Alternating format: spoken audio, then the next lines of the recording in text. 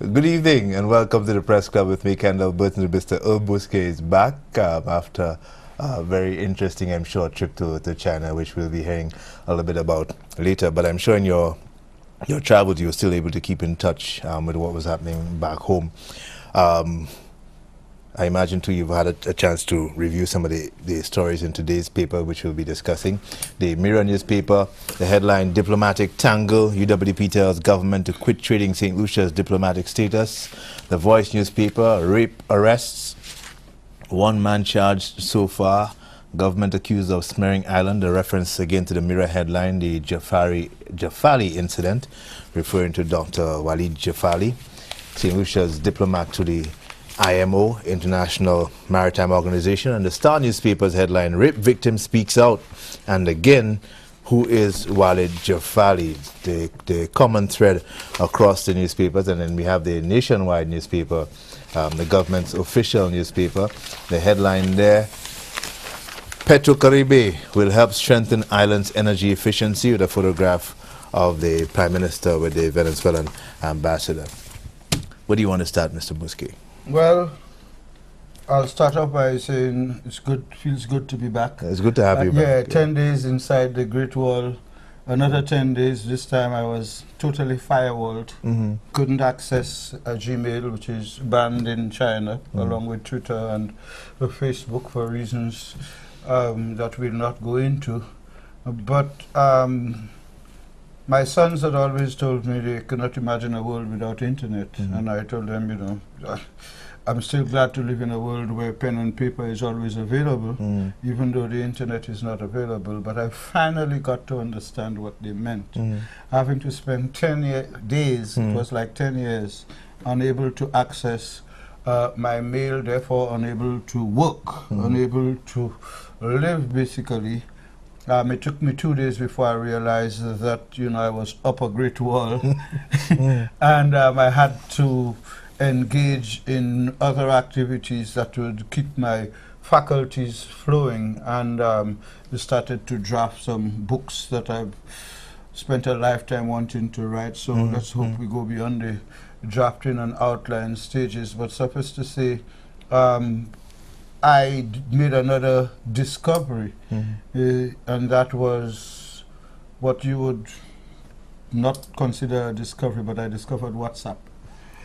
And the manner in which WhatsApp was able to help me keep in touch with what is happening in St. Lucia on the day of all the rain, and all the flooding, and the guy in the manhole, the situation in Bexar, the guy who lost his life trying to save a cow. We were able to follow those things over breakfast. There was one resourceful member of the delegation who was able to get his wife to record the news from the TV, put it on WhatsApp, send it up to us, and we would be able to follow what was happening. So in that sense, I was able to keep in touch with some of what was happening home. Returning home was the big one, having to sift through over 500 emails to determine, you know, it's not a situation where you could just say, I'll leave out the first 100 or the first 200. So it took me another 2 days doing that. And in advance of today, one did enough to keep in touch with what had happened and what is happening, to the extent that, yes, we can start with the whole rape story, because that seems to have been the story of the week. It started, of course, with all of the calls for the police to do something and do more and start getting these rapists arrested and convicted, because the police had reported that there had been 60 cases reported. There had been the case of the gang rape, at least one gang rape in the north, the rape of a girl on a beach, the rape of a woman in Castries, and later on in the week, the unthinkable rape of a 97-year-old woman who lived alone. That led to the change of tone in the protests. I mean, people protested, and there were calls for bipartisan unity in the House among the ladies in Parliament.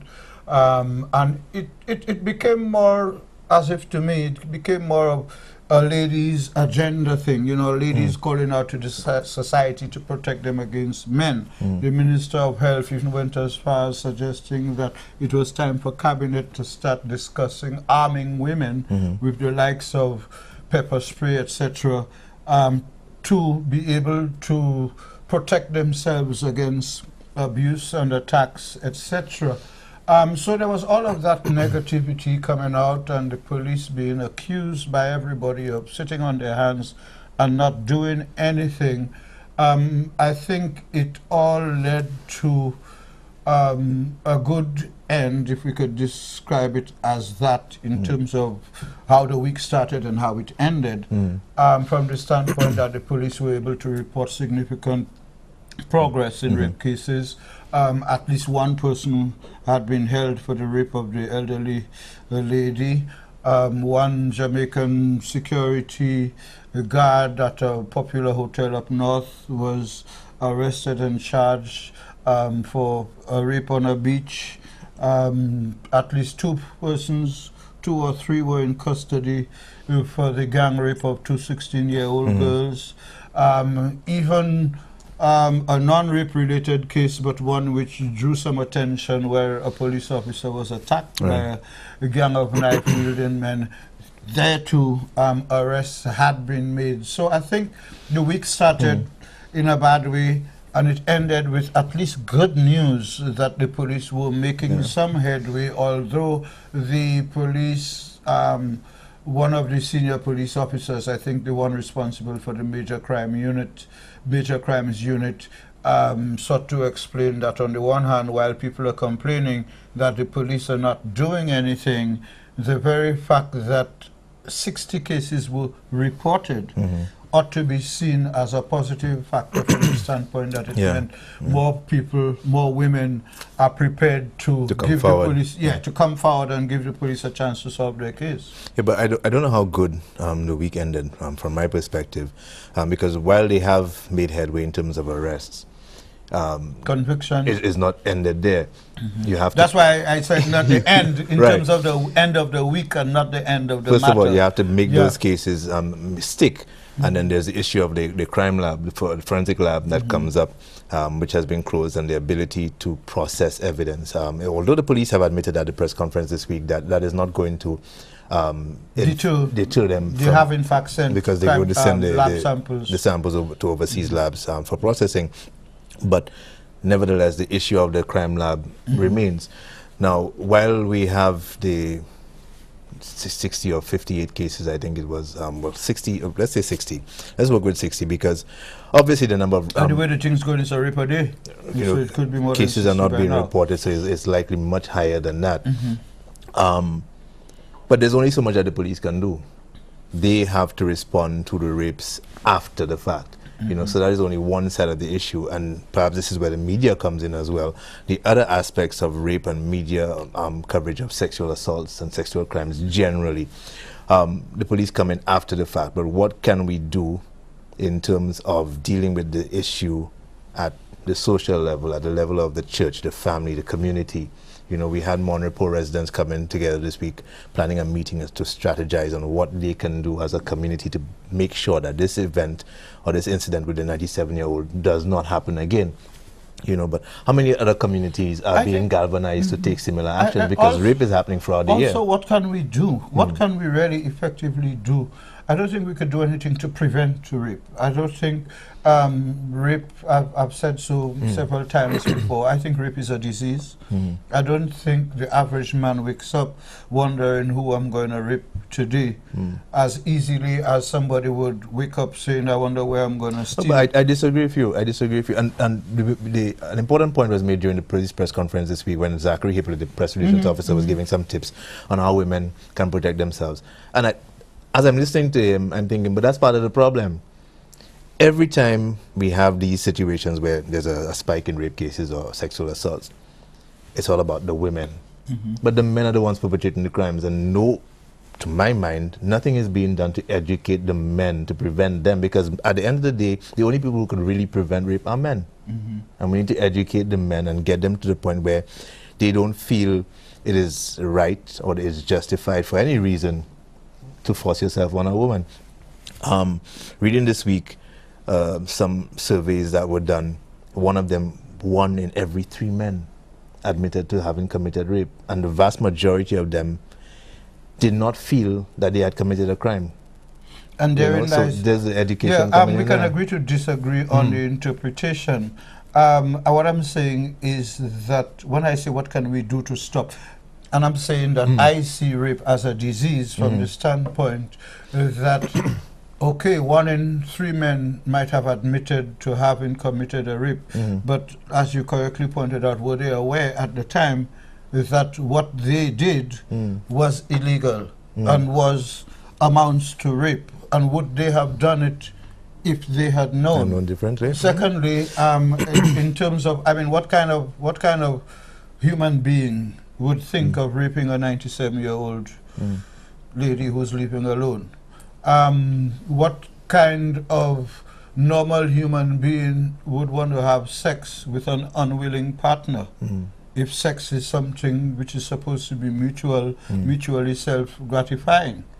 So that I think that in discussing rape and in considering what we can say and do to discourage people from thinking of committing rape, we have to take a clear gender-neutral approach to that as well, because as the police recently revealed or admitted, depending on who's listening, and surprised many people by saying there are cases of rape of men by women, some of which cases are being reported to the police, but when it comes to getting the persons, the men making the reports of being raped by women, to register a charge, to file a case. Official complaint. They resist from the standpoint of they're afraid of the shame. You know, that the society is going to see them as being less than a man for not wanting to be raped by a woman. You actually have fellas saying they wish a woman would want to rape them. Yeah, but forget about rape by women.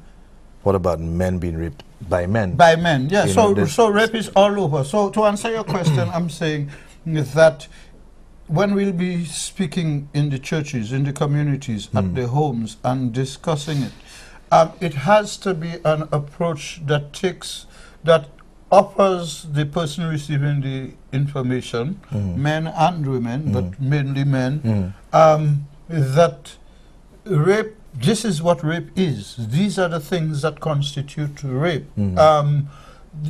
Still, guys who would not consider themselves rapists, who are married men, still argue that if I want sex and my wife I want to give me, I'll take it because that's what we got married for. My wife can't tell me she don't want sex. You know, now that is called marital rape. But will a wife who's been subjected to marital rape in St. Lucia be willing to file a case? You know, so that I think we need to upgrade our description and explanation of what constitutes rape, get a full knowledge of the facts insofar as the legal definitions and consequences, and most important of all, to try to drill into that person's head that the mere thought, you know, if none of us have raped anyone, then we could never think what it is to rape someone. But to try and get somebody to imagine how he or she would feel both as a rapist and as a victim, neither of which to any of us sounds comfortable. But we have to find ways and means if we are to discourage people. We will not be able to discourage somebody from going and rape, because I think when somebody commits an act of rape, it is because it was predetermined. You know, in most cases, the person marked that person and want to rape that person, and therefore did things and said things that led him or her into a position of carrying out that rape. But if what we want to do is to discourage people, it's not from raping when they make their minds up. We want to discourage them from even thinking about committing an act which one knows to be rape, or which one never even suspected and might have been doing, so that one would need to reconsider, for example, the issue of marital rape. We're due for a break. Let's take the break. When we come back, we can continue our conversation. This is the Press Club. We'll be right back.